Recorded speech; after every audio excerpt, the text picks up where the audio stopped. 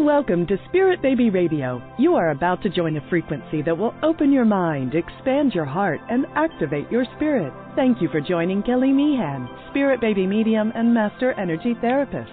Kelly believes in the power of the Spirit Baby. She speaks with babies in spirit before life, in the womb, and after life. She supports, teaches, and guides others to tune into the intuitive and mystical parts of life for greater wisdom. Join her in meeting your soul baby and build your connection and relationship with deep love and trust. Welcome to Spirit Baby Radio with your host, Spirit Baby Medium, Kelly.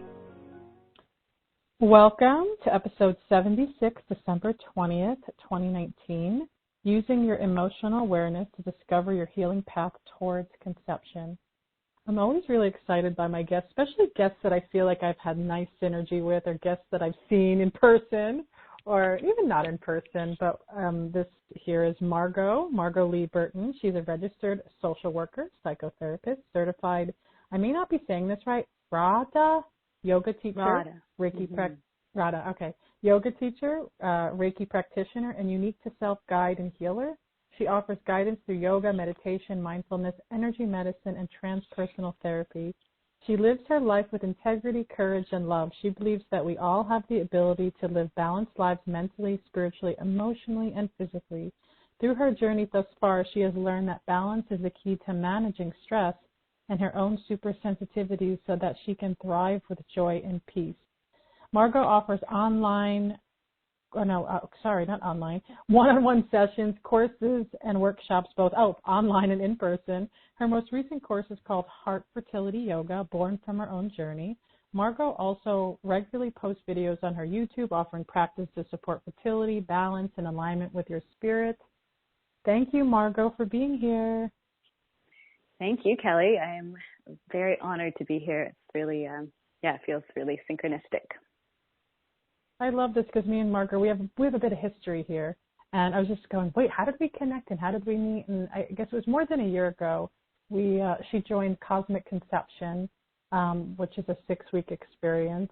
And then we were able to connect more together. And I got to see her in person and her partner. And she had this special, very long, few-hour session together. It was like this, powerful space of creation and connecting with baby energies. And that was really fun, and we've been connected, and I'm a big supporter of Margot's work because she brings in such a genuine, healing, authentic quality to those that she serves. And we were kind of playing around, like, what are we going to talk about? Because there's so many really good things to talk about. Margot has a lot to share, and we thought maybe we'd bring it around mother, just talking about even that connection of conception, fertility for our own connection to mother or becoming mother. What can we say about that, Margot? Yeah, my mind, of course, has a bunch of different entrance points. And I think that I'd like to start with the idea of, like, when you're on the path of becoming a mother, that question about what is it to be a mom and what is it to actually mother myself or mother yourself. And I will speak personally from my journey too, because it helps, I think, speak from that truth and that honesty of what I've experienced. And I know that, when I was working with other people and even through the Conscious Conception course, it was like, yes, who am I as a mother to myself? Like, that's my first primary mothering. Like, yes, I have a mother, and then there's the divine mother, but how can I actually really take care of myself? There's that word that we all kind of question right now, or a lot of us do, I think, in the healing world, is self-care. And I play with the word, and I really ask, like, people I'm working with and myself, like, what is that? It's not a bath. It's not, going to a yoga class. It's like, those are included, but what is it from a real mothering? And I think it has a lot to do with emotions, being able to handle your emotions, handle my emotions to a place where I'm still letting them come through, but that I don't throw myself off with intensity. Like, I can find a way to balance it. So I think mothering myself would be the first place that's an entrance point for sure. Yeah, even when you say that, I think, I reflect even, mother, the great creation, because everybody comes through mother into this world, and mother has so much energy and attachment to us. Even if our mothers were not very good, or even if our mothers was great, or if they're horrible or whatever, like there's such a like, almost like a magnetic feeling to that connection of mother. Like and not everybody has a mother. That's another thing. I mean, that's, maybe not in their lives, maybe there was a, separation very young, or even a death, and yet we're still affected, right? We still have feelings and connections to that mother. And even when we talk about self-care too, I want to hear like the mothering of the self on some level. Like you talk about that self-care piece, which is such a struggle, right? I mean, it's such a struggle, especially for women. It is a struggle, and it's funny because we're women and we have that. It's innate in us to be mothering, and yet we put it outwards. And I think that's a lot to do with societal pressure and sort of the history and how women have been held. And I think we're coming around now. I do feel like there's more openness and more energy towards us as women and all beings, but there is more like inward. Okay, it's okay to look inward. It's okay to be quote unquote selfish. I've been talking a lot with my clients about that word. Like, it's like they get to a place with me and they're like, well, I'm feeling like that might be pretty selfish of me to do that. And I said, well, let's look at that. Like, is that bad to be selfish? And I think there is a lot of negative connotation around selfishness, like that idea. But there is like there is a selfishness to self-care. Like, you kind of have to put yourself as a priority. So, and then like you were saying with the mother piece, even if you don't have a mom, if you've grown up feeling like you don't have a mom, we have a mother inside us that we have to access, I believe, or at least I really encourage and invite people to access. And there's some steps to go through, because if you haven't had a mother and, a role model, or maybe your mother has passed at a young age or something like that, then there's all these kind of layers to go through that are going to be painful to get to your own personal inner mother. Yeah, and oh man, I mean, I feel like, it makes me curious to Stephen. You just make me think about how earlier I saw this woman today in a session, and I've worked with her quite some time, and just such a profound session. There's so many amazing pieces coming together on her journey of infertility and holding space for her daughter's energy to come into her life. And one of the things came up really palpable in her heart space was this loneliness and this self-care. And I almost feel like, oh, okay, I know, I almost felt like a broken record. I know what you think I'm going to say. It's about the self-care, but I said, but there's sometimes another piece that goes really deep, I feel like, in our heart space that's like, no, like this self-care is more than you think it is, and you need to like get it together. And the selfishness is good. It's like, I love how you bring that to people, like, oh yeah, let's look at that for a minute. Like the permission to not look at it in such a negative kind of way, like, oh, you're selfish, which means you're bad, shame on you, let me slap your hand, like a little child. But it's like, no, selfish is appropriate. It's like, I almost feel like there's an energy attached to that, right? Yeah, I love the idea of redefining words and kind of updating them and bringing them more to, especially through that spiritual lens. Like, I do believe that we are, we're definitely spiritual beings having a human experience. And there is, selfishness from a human perspective has this negative connotation. From a spiritual perspective, it actually has a much deeper truth. And when you talk about, like, I loved how you said, there's something deeper about self-care.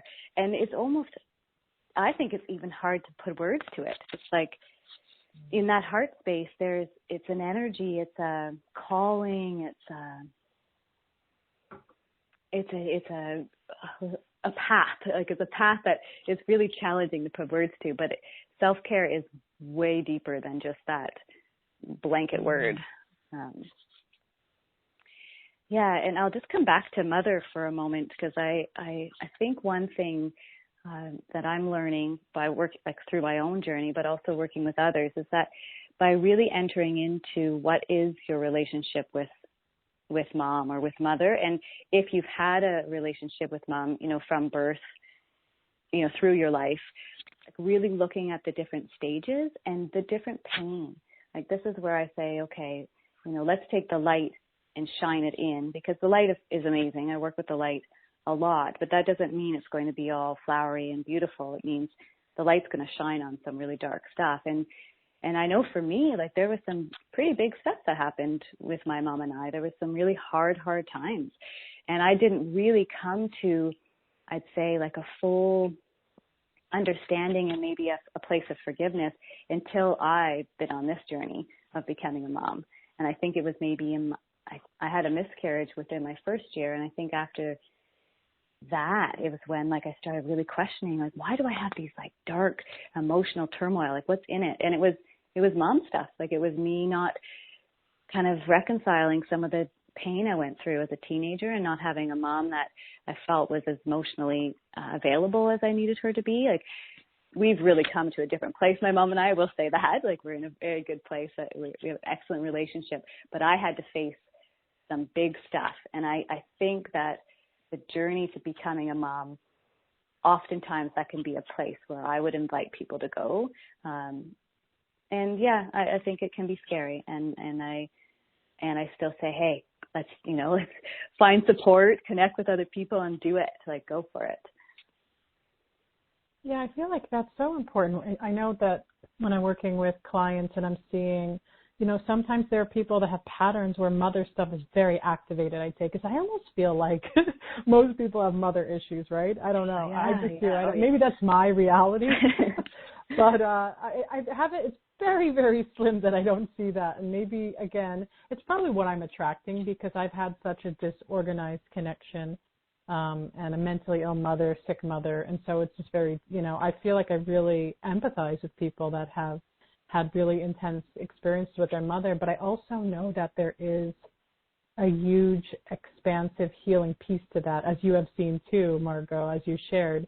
It's like, it's so experiential and you're kind of in it and you're like, you're both kind of together really creating whatever needs to be created. It almost feels like an art piece everybody's working on together to see where is this going? Like, where is this connection and where does it need to be? I know for me, and maybe others can really, sympathize with this with their own space, is that I've had to grieve somebody that was living because I wasn't getting what I needed for a very long time. And so there's like a mourning period for many years, but also a feeling of like anger, resentment, but then also like there were days where it's like I'm almost like forcing myself to find peace. But then in the reality of it, I realized like, no, I could just be angry forever and be disappointed because, that's the truth of it, right? And so, then you're kind of like, what, and I feel like it is so unique for everybody. And, cause I can only, like you said, speak from your own experience, but, and now my mom has passed away and has everything fully healed. No, I mean, it's just, it was what it was. And then it's like, but it was interesting when she was alive and I became mother and I was pregnant. I felt like I needed that mothering and I didn't get it, but I knew that I wasn't going to get it, but I still wanted it. Yes. I think that's like, that is such a natural thing, right? Like it's like you have to own that. And I'm big on the whole owning, like you have to own that you want a mom, like you want to be mothered, especially when you're, entering into being a mother. Like there's like that huge, and so to deny that, to say, oh, I've healed that, or that's not true. I think that causes a lot of inner turmoil when people aren't able to say that, like, I wanted it. Like, yes, I want to be mothered. And I think it turns in, I wanted to mention just the connection between all this mothering, questioning mothering, questioning is the inner child piece, how those two, how they interconnect and how they are really important, I think, for like a full spectrum way of being with mother. And, to be able to acknowledge the inner child and the pain, if there's that inner anger still and it's like the layers. I think we've talked about it just when I've been having sessions with you, it's like peeling off another layer, unraveling another layer, and you think you've healed it. And then it's like, oh, actually that child like, I'm visiting my family right now, and I often think, oh, I'm free of that. And then I get into contact and hang out with my mom, and I'm like, oh, there's that little girl inside me that she's, somehow she co-opts the way that I speak. And all of a sudden I'm noticing that I'm telling my mom, I'm looking for her to be like mothering me. I'm like saying something that actually isn't totally true, but it's like I'm just making it a little bit like childish in a way so she can like step up and be my mom. And I'm like, oh, that's interesting. So it's so cool to be able to build awareness around what is mother, who is mother, how do I mother, and then how does that relate to my little girl that's still inside me and the teenager that's still inside me. So it's kind of a full thing, right? Yeah, that's so well said, and it's so beautiful just to see the pieces coming together and the permission around that. It's because, like, I know what you're saying is like, oh, you're like, I got this, I healed this, I'm moving on, and then there's like another piece that comes, but your approach to it is different. I think that's the piece, right? It's the approach, and you're like, oh, I'm handling this way more different than I would have in the past, and then it's like, okay, all right. I'm sure you see a lot of people, and I've seen people from time to time that go more deeper into, the heaviness of their mother and feeling like it becomes an obstacle to conception.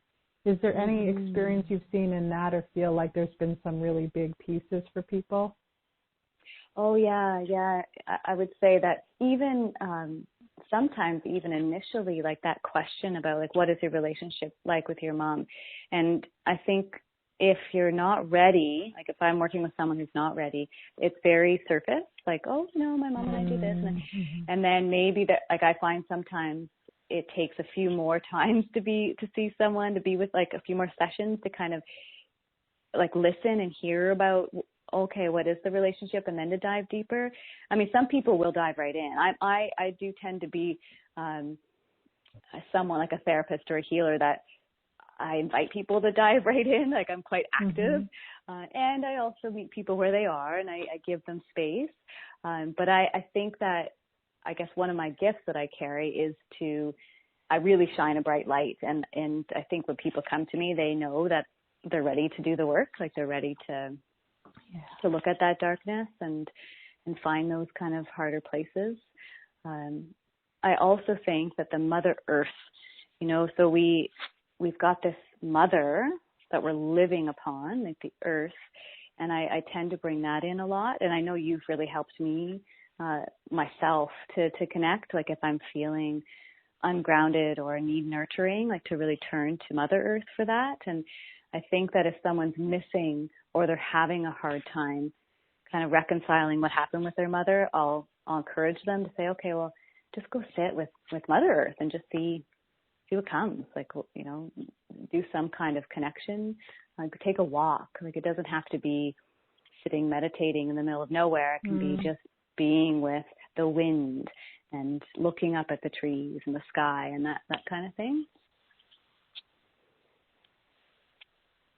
Yeah, that's all. Yeah. You have me going into this nature thing. Using nature to facilitate more of that self-awareness and that connection. That, mother stuff is heavy. I mean, father stuff is heavy. It's like really big stuff. And, it's not an overnight healing process. It's not like, oh, it's like messy and kind of confusing and dirty and, it's just like it's like a riddle sometimes, a puzzle. And other times there's like releasing and surrendering to going, okay, because we can't change people's thought process. We can't change their perception. We can't change their soul body. And I know a lot of us want to.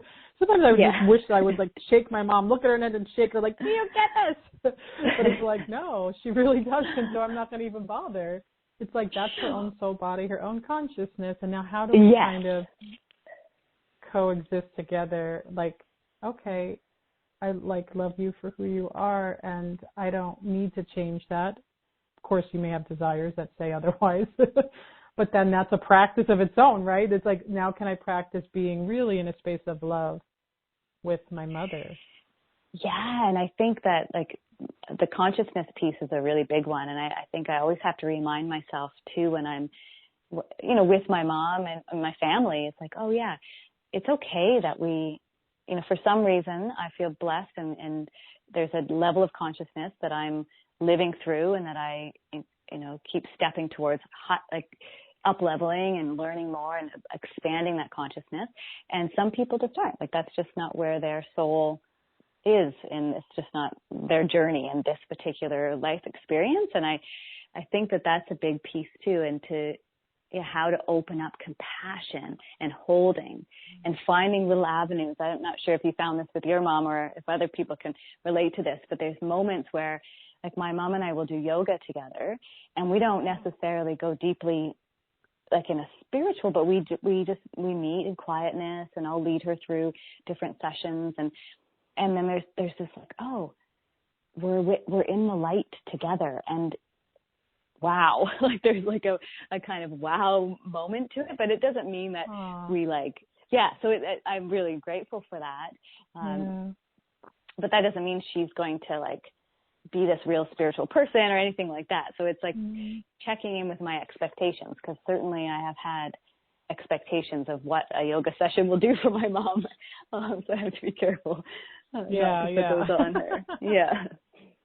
Yeah, because then you know the experience you get from yoga, and your consciousness is different, not better, not weaker. It's just different. I feel like that's a very kind way to look at it. And yes, I think, and then but just the encouragement to be able to go, because it's almost it shares a common connection too. It's your passion to do embodiment stuff, and that she gets to experiment with that. And what do you think about this though? Because and I laugh, but I think the laugh is more of a nervousness, because when you were saying that, I was like, when my mom was alive, I was like, where is our commonness? What brought us together? And the first thought that actually came to mind was fear. The fear, my mom was so wired to fear and anxiety at times that if I had a fearful, a terrifying story, I knew she could meet me in that energy and victimization that maybe I felt like I wanted to go to at times, sometimes you feel like your energy is maybe in trauma or fright. And then I'm like, I could use her now. And then I actually literally was like, well, that's interesting. That's where I know my common connection is with her, was through fear. And maybe there was a sense of relief in it at some level, but it wasn't but it's a different story, because I think the last years of my mom's life was a lot of, she was in a lot of pain physically. And so when you're with someone that's in physical pain all the time, they're just not a clear person. And it's a very hard way to live and to witness the living of it. And so, I almost feel like there probably was other experiences that were, maybe there's just nothing so current, but that's where I went to. I was like, that's so fascinating, because I'm observing that reaction with myself. Yeah. And going, oh, wow. I was like, okay, that's intense and dark, but I'm like, but there's also a sense of it's okay. It's okay. And I mean, it's so amazing that you do have that awareness. And further to I think when you don't have your mom here on the earth any longer, when she's passed into another realm, it's sort of how do you now connect with her? And is that still happening? That fear? It's so fascinating. Yeah. When she passed, it's almost hard to put into words, because I had a few days before she passed away, I had these I always, this is the clairvoyance, which you understand. It's always on. It doesn't shut off. I was getting all these visions, things, but at one point I thought I was just imagining stuff, I was just thinking about things, but I was actually with her body when she was kind of in between worlds. And I was sitting in meditation, and I had these visions coming to me about her, and I knew the day she had this accident that really set her, and she's been in the hospital a million times, and so, but there was something about, I remember it was April 1st, that this accident that really pushed her to her final end. I cried like a very deep weeping of grief, and I was like, whoa, I was like, where's this coming from? Which I do feel like there is that future psychic energy that's always kind of moving through. And so I had her spirit came to me right away. I mean, within hours of her leaving her earth body, and was like, she was so happy and joyful. She transitioned really well. she actually showed her our cat, which I was like, what is this cat showing up around me? And she was bringing one of the cats we had growing up into the space, almost like an introduction of her energy. And I heard her say to me, and I'll never forget this, and it was so expansive to me. I had all these very interesting, deeply feeling experiences around it, but one of the things that came up was, she said, I'm just one of many mothers. Yeah. And so I got that. I was like, she's just this one mother, but there were so many more mothers that I've experienced in other lifetimes, and even just in moments in just connecting with other people. There's so much around that. And then I saw a medium who helped me kind of get a big book. And in this big book, she goes, is it big or is it small? I was like, this is a big book. We kind of closed down the agreement on Earth, because she said my energy was still giving to her, which I did a lot of. And it was, we were kind of didn't have to give to her Earth body anymore, because she didn't need that care emotionally, spiritually, or physically. And so it was just quite interesting, to there is a sense of freedom in this, but there's other feelings of I never had what I wanted from her. That wasn't, but there's a completion, because we tried, we kept trying and trying for years and years. And I knew she would die, and I would feel like I never was able to heal her. Yeah. This is big. So I was like, but then, and I grieved like anybody else would grieve, and maybe I could have done something better or prevented it, which, you think of all those things which don't even make sense. And so I felt like it does change when our mothers die. And I'm sure it's different for people who have a great relationship than those that have had kind of a disjointed or kind of connection. I'm always curious about that. Like, I don't know. And I love to be curious about it, right? Because it's like, I don't know what that's like to have that.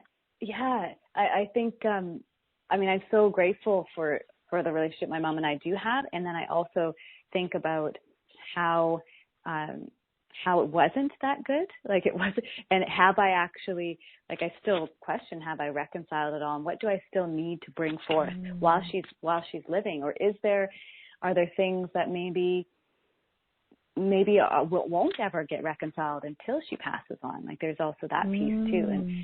And what do I invite and what do I just wait? Like, this whole idea of I can't force certain healings. And I think that as I've been facing, I went through a very big, I think just sort of let my emotions really come forth. And I think this comes from the mother line. I appreciated when you said that your mom said she's only one of many mothers. And I think that too, I believe that I have had other mothers, in past lives and things like that. But then there's the actual ancestral line. There's that bloodline. And so, my granny, my mom's mom, and my great granny, I have a really deep relationship with my great granny. In the spirit world, she was sort of the first spirit that really came to me and kind of started communicating with me regularly. And it's like, what am I carrying from her, and what can I bring forth to my mom from her? And it's a very big subject. And I think when I start working with people and I say, so what's your relationship with your mom like? It can start very small, but if we start going deeper, it's like, whoa, mother is a huge archetype, and it's an awesome topic.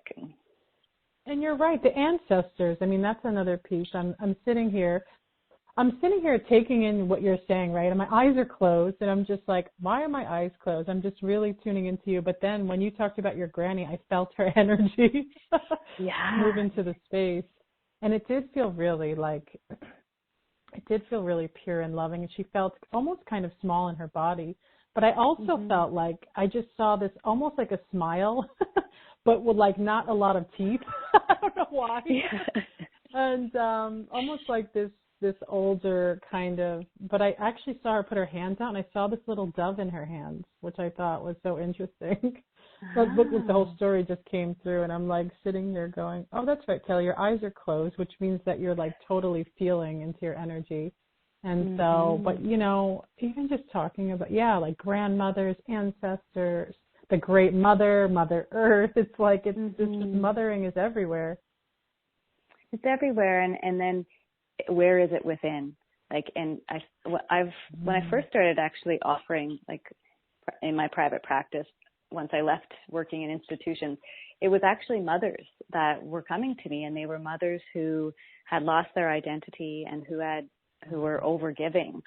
And I come back to, there's a really beautiful poem, and I'm not very good at remembering the word, like specific words, but it's in that amazing book, Women's Bodies with Women's Wisdom by Christine Northrup.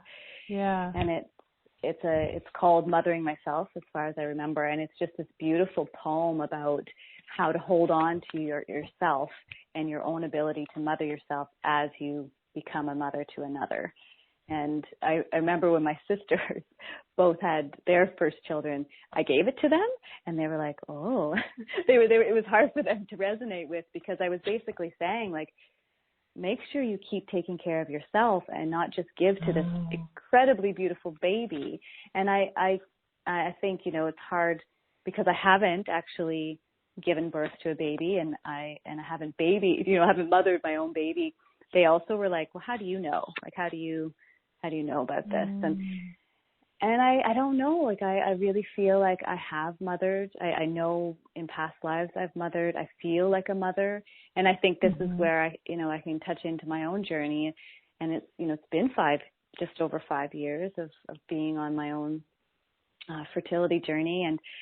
And I wouldn't change it. Like, I can say that right now. Like, I have totally birthed a new me and birthed many other things. But yeah, there's this question that comes up, like, why am I not, like, what's going on? Like, why am I not having an actual baby? And I think it's a good question that I appreciate and I welcome, and it allows me to keep opening up and helping other people too. Like, it's like they kind of go together. Yet I don't want it to always be that way, because I want to have a baby. So it's kind of an interesting, an interesting dynamic to be someone who I feel can really help other people, and I haven't actually been a physical mother in this life.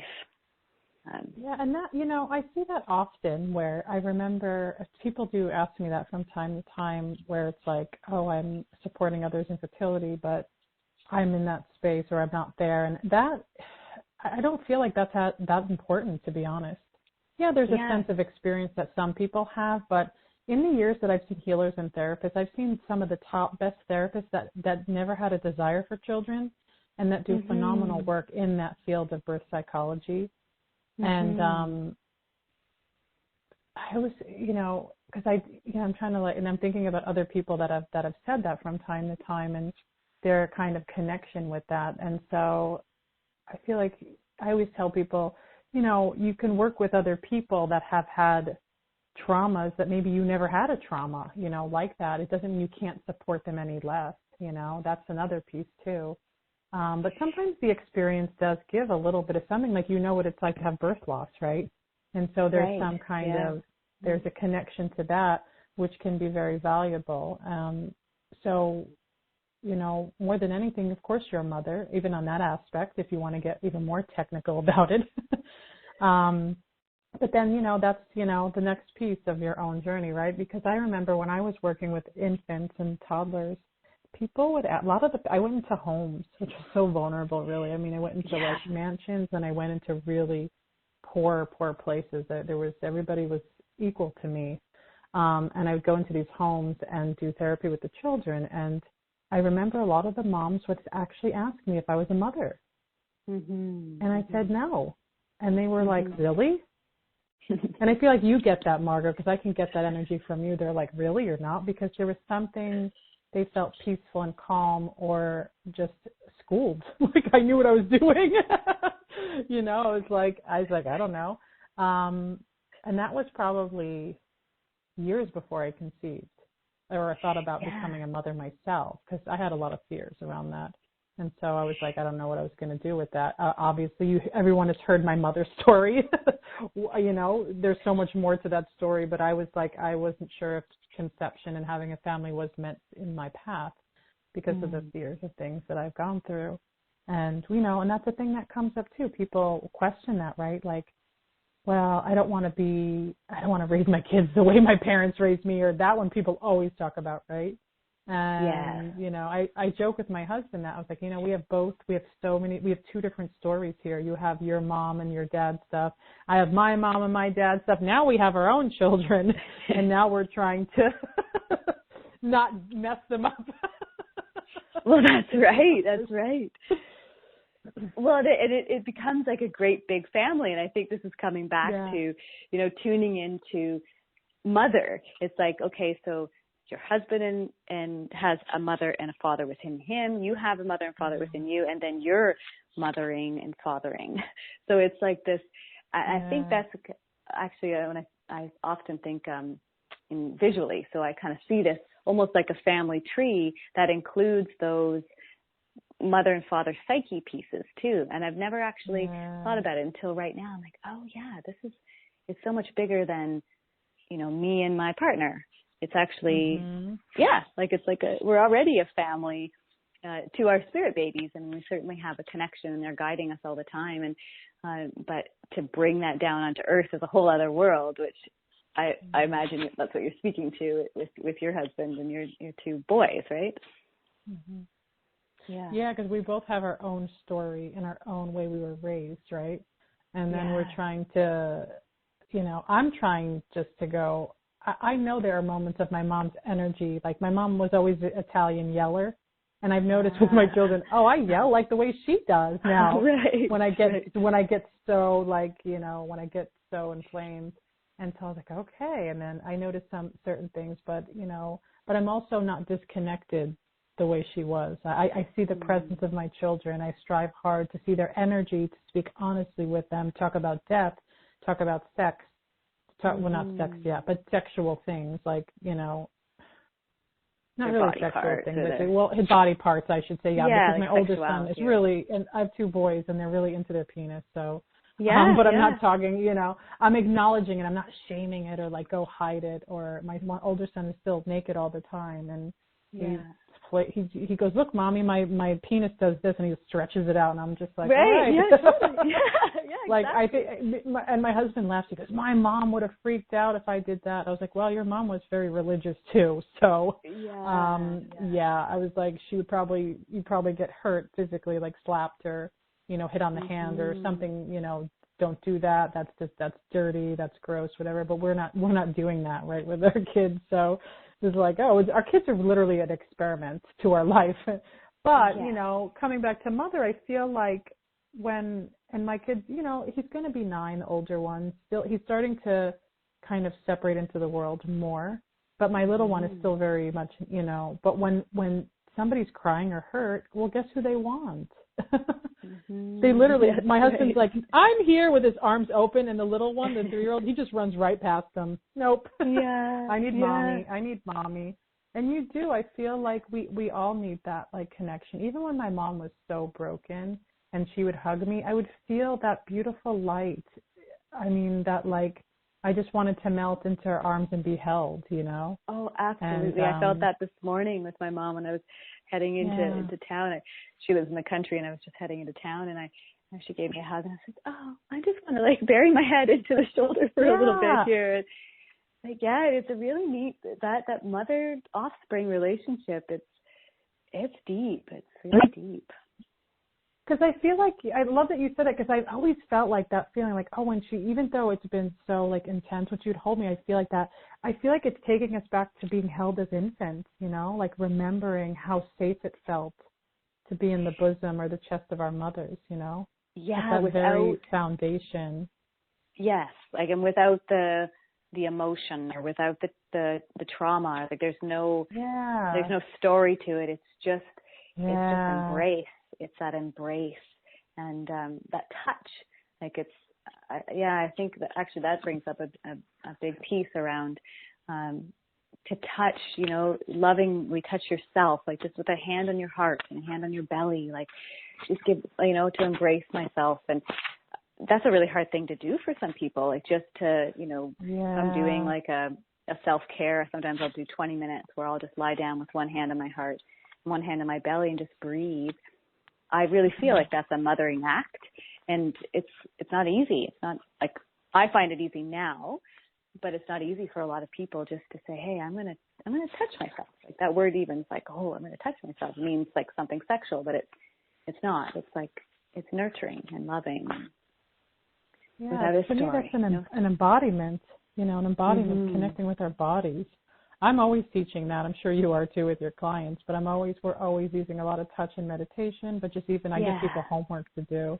It's like, where are you, like, in your embodiment? Like, I tell people, you know, I don't have all the answers. Sometimes I forget that my body's here, and I have to sit, like you're saying, the simplicity of just laying with the hand on the stomach and the heart is so powerful, right? It is, totally. And you wouldn't think it would be.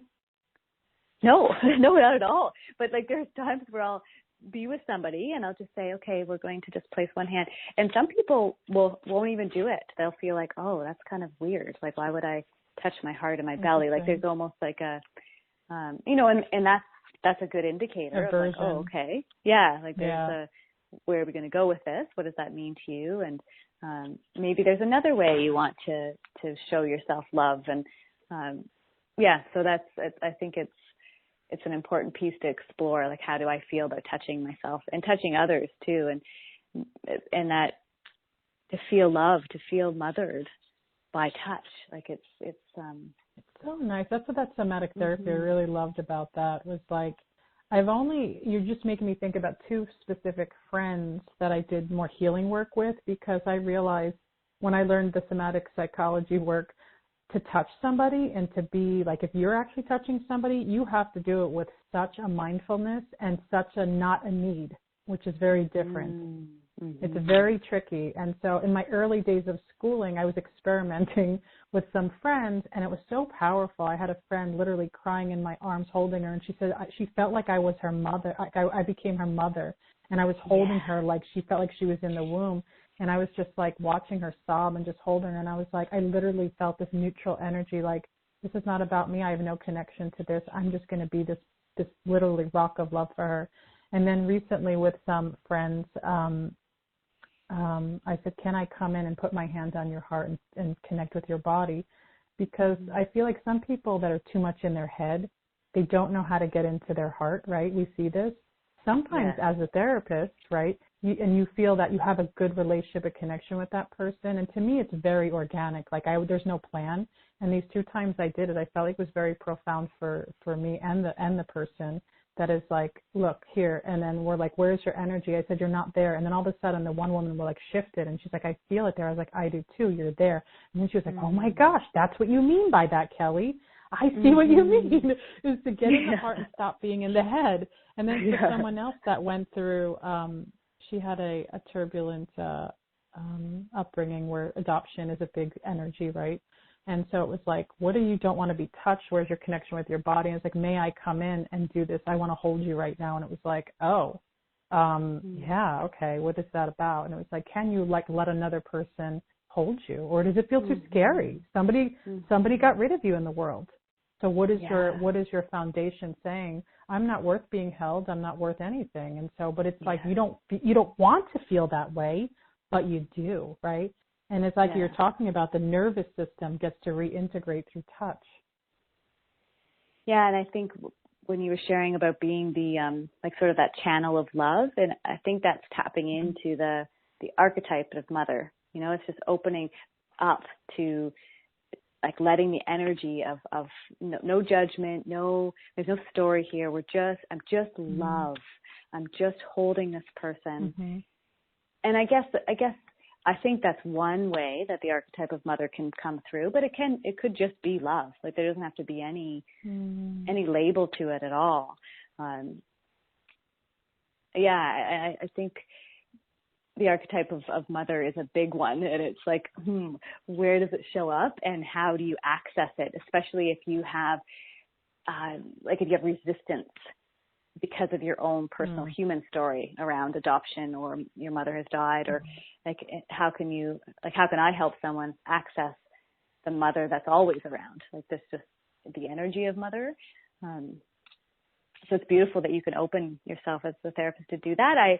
I feel like I've had the experience of doing that, and I haven't entered into the touch yet. Like I'm not bringing that in as much, and I'm called to. I think it will happen. So it's beautiful to hear that that's what you're offering. Yeah, and I remember the teachers. I'll never forget and again, it was with more close people that I've known for like, you know, a long time, and then they were kind of I shouldn't really call them clients, because they were friends that wanted to do deeper work. Because it is a very like, how am I going in? Because I know as the person, let's say I'm doing energy work or doing work, I know that like, who am I? I'm this weird energy coming in. I'm this person, like, and people have guards and they get very protected. And I'll never forget these amazing teachers at this school at the time. They said things like, you have to really make sure, like, what is your purpose of touching that person? And that really stuck with me, because I was like, yeah, is it about me? Is it about them? Is this going to be some deeper level of healing for them that they could find? Or is my ego saying, oh, I'm just going to do this because I think I could heal them, right? There's two different pieces there, which is the experience and the learning. And so, you know, I'm not that somatic therapist that's all out there, you know, touching people all day long, but I was always in awe with it, going, you know, seeing the level that they were doing. And I was like, this teacher was like incredible. I'm going, touch me, you're good. Like you could see it and feel her potentness of like being able to hold the space without having an agenda, right? Because you get nervous or something, then don't touch somebody, right? That's the whole thing. It's like, if it gets awkward, then you have to, it's not, it's not there. It's not, no, it's probably make us, Well, the invitation's not there. Like that kind of turbulent energy. It's like, oh, that's not a flow into touch. And you can, I don't know, I think that you can tell, like through my training too, we did a lot of touch, and I did a lot of my own personal healing from being held. At one point I had what was like a group of, they were my classmates, but in my energetic experience, they were all midwives, and they were birthing me, and they were like mothering midwives. And it was extremely, emotional, and it changed me for sure. It was one of those moments, and there was lots of touch and lots of holding and like carrying me and lifting, and it was because it was open to that. But if there was any awkwardness or strangeness, that wouldn't have happened. Like it. I love that. It's so great what we get to learn in our own practices in that field of body psychology, or more that transpersonal. It's so different. It's so different.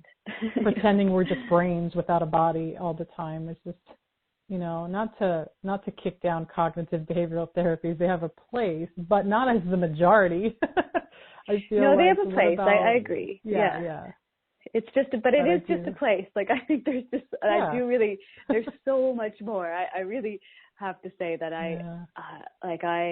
and again, I think, you know, it's everybody's path is different, and their consciousness levels is different. So some people are obviously much more drawn to the transpersonal, but I feel, or that the somatic, and bringing in that holistic piece. And I just think there's so much more power and opportunity in it. So I'm a bit biased, I'd have to say, to that. No, I am too, because I remember 10 years ago when I graduated with my graduate degree in somatic psychology, one of the things I had to do, and I think we all have to do this, is you have to get psychotherapy for yourself to graduate. So they want to make sure. And I had a really hard time finding a therapist that didn't fit in some weird box. And I was like, that would work with my price too. I was like paying $50 a session because I was a student, and I was like, I wasn't really. But I found this amazing woman. Now I forgot her name. It was so long ago. And she did Qigong, and her husband was like a healer. And so I think the first session, she's like, may I place my hands on your stomach? I laid on the floor. I was like, yep, let's do this. I was like, loved it. And then I was like, whoa, I was like, okay, like she was psychotherapist, and I could tell she was able to infuse this energetic piece for me that I really, really needed. And I know now it's so different. There's so much more opportunity for that energy psychology kind of interwoven in body psychology, which is really, really great. But at the time I was like, no, I was so determined. I was like, I'm going to find that person, even if it's down a dark alley and I'm like paying someone like, here, get this note, see this lady, you know, but right, they had to be right. a psychotherapist where it was like they were licensed, right? That was yes, yeah. And yeah, exactly. And so I'm like, okay, I had to find that for school. They want that license because now I'm like, I don't really care. Like whether you're a doctor or you have no skills and you trained yourself, if you're good and your energy's right and you're intuitive, I'm sold. And there's synergy. There's synergy, and I think that we are going in that direction too more. Like there's just more openness and more availability for people to connect to this light energy or this healing energy that's accessible for all of us. And some people can say, hey, I'm going to channel it through, or I'm going to open myself to it, or whatever it is.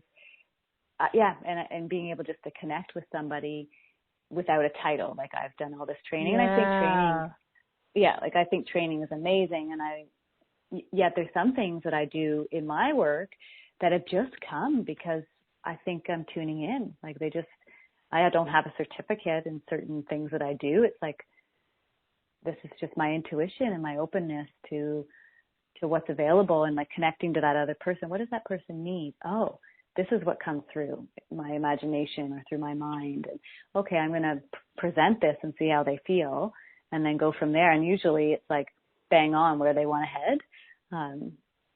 And of course, I think some of my training supports that, but yeah, there's just sometimes where I'm like, where did that come from? Like, oh, it must have come from like some divine energy or some divine message or my divine like committee. That's what it's about too. Because then I was just going over this with somebody, a friend of mine. I'm going, and I say this, I find myself saying this quite often, is that the world is really set up for experience.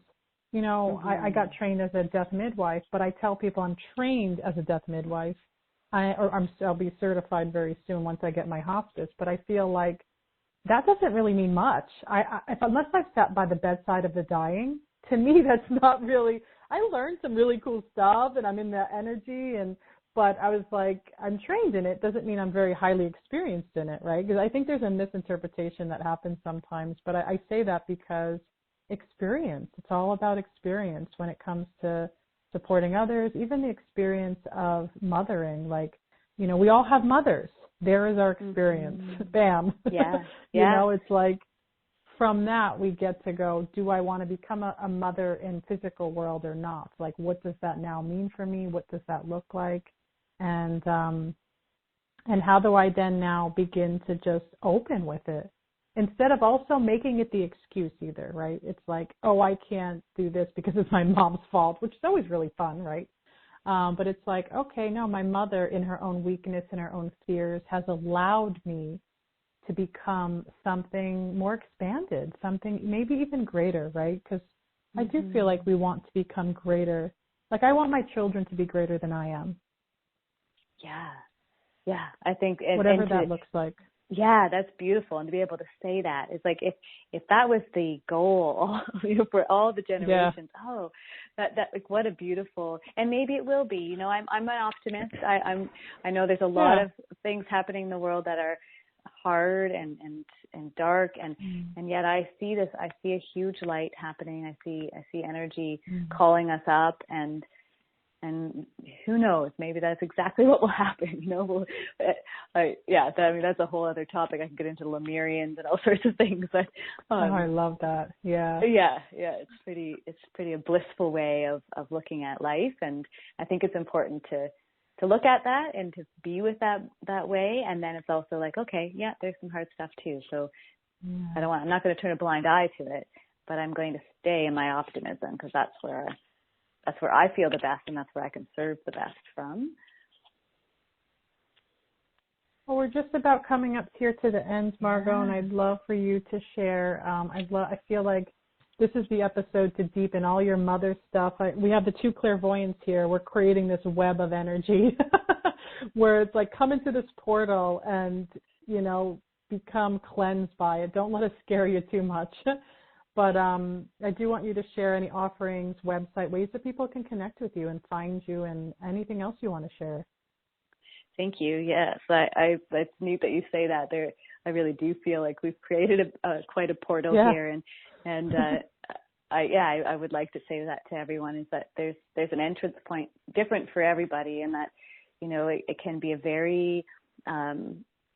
it can be very calm, and then it can also get full of lots of energy when you enter into the mother. But the divine or God or the higher powers, I feel like they always invite people to begin where they can handle it, and if you're working with somebody or working with myself, or I don't want to speak for you, Kelly, but I think that you really meet people where they are and then allow that mothering piece to come forward. And so, so the things that I'm doing in the world right now is you can find me on my website, Margot Lee Burton, MARGO Lee, LEE, Burton, BURTON.com.